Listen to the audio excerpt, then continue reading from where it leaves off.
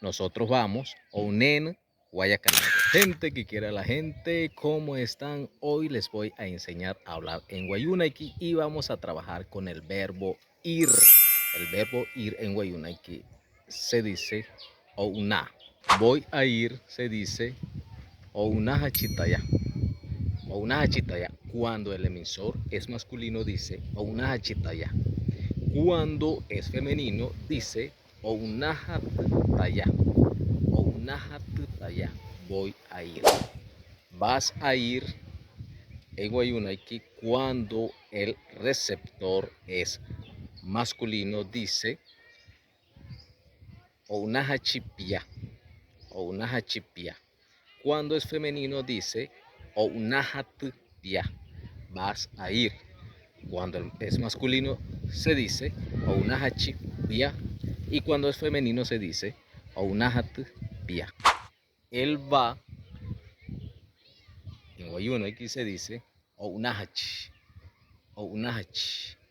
Ella va, se dice Ounahat. Ounahat.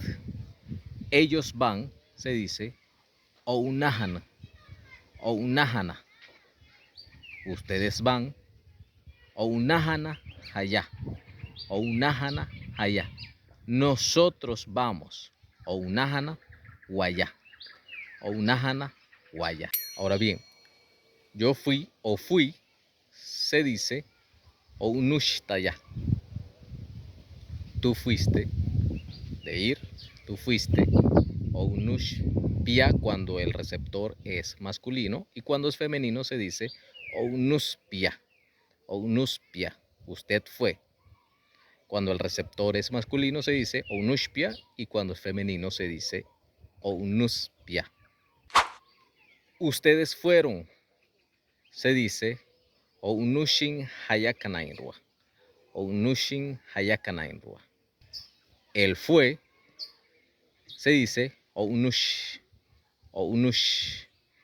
Ella fue. Ounus. Ounus. Nosotros fuimos. Ounushi Guayacanainrua. Ounushi Guayacanainrua. Yo voy. Se dice cuando el emisor es masculino dice Ounechitaya. Ounechitaya.